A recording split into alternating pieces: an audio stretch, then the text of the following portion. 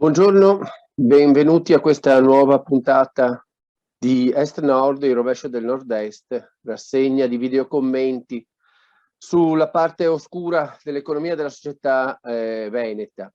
Oggi parliamo di politica, parliamo di elezioni amministrative, perché c'è un interesse evidente e diversi episodi lo confermano da parte della criminalità organizzata per questo tipo di appuntamenti.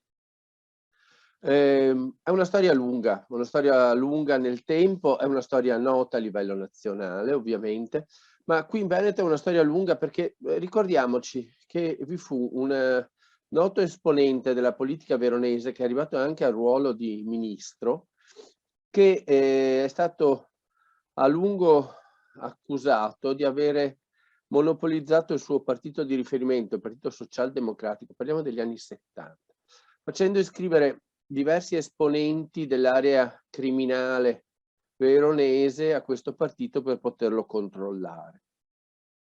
Questa è una storia di tanto tempo fa, ma una storia più recente riguarda il vice sindaco e a lungo sindaco di Eraclea, che è stato recentemente condannato per partecipazione esterna all'organizzazione mafiosa.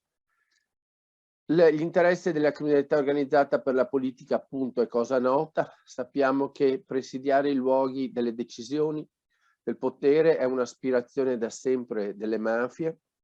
Una recente ricerca svolta da Avviso Pubblico sui comuni sciolti per mafia ha messo in luce quali sono i settori di interesse in cui particolarmente le mafie cercano di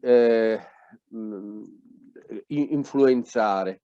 E diciamo che al primo posto c'è ovviamente edilizia ed urbanistica. I giochi dell'urbanistica sono un terreno molto appetibile. Ci ricordiamo dell'incontro tra un esponente del clan Grande Aracri con l'allora assessore all'urbanistica del comune di Verona, Giacino, per discutere di un affare, un incontro avvenuto anche alla presenza del sindaco Tosi.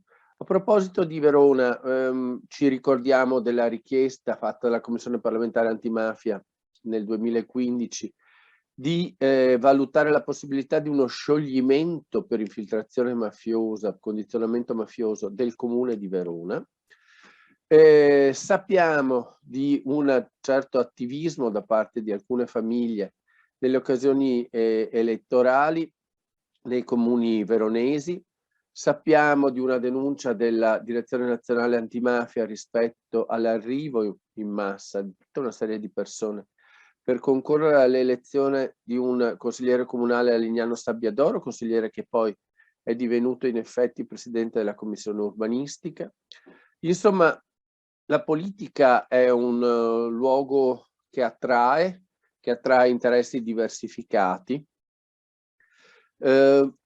Condanna di Andrea Miglioranzi, ex presidente della municipalizzata dei rifiuti di Verona per corruzione a 2 anni e 8 mesi per quanto riguarda l'inchiesta Isola Scaligera, proprio in rapporto con alcune famiglie di 'ndrangheta del veronese.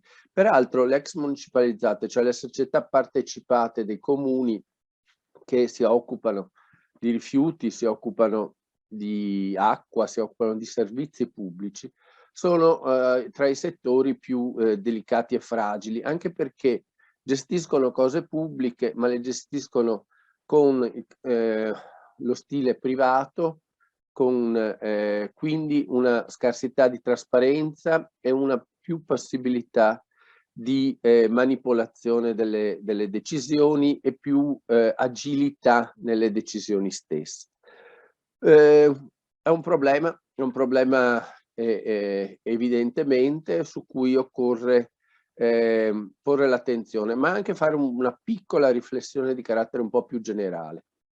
Sempre prendendo ad esempio lo storico sindaco di Eraclea, Graziano Teso, appunto, quello di cui parlavamo prima, condannato nel processo per la camorra nel litorale veneziano. Il problema vero alla fine degli affari che lui ha fatto degli accordi che ha preso con il gruppo di Donadio, è che sostanzialmente è un'abitudine abbastanza generalizzata quella della politica, di non selezionare le domande, ma di aprirsi in maniera indifferenziata a quelle che sono le domande che provengono dal territorio. Dal territorio provengono domande molto diverse, possono provenire anche domande da questo tipo di mondi, che non sono mondi separati, che sono mondi che chiedono di fare affari e molto spesso, appunto, purché siano affari, si accetta un po' tutto. Grazie, arrivederci, alla prossima.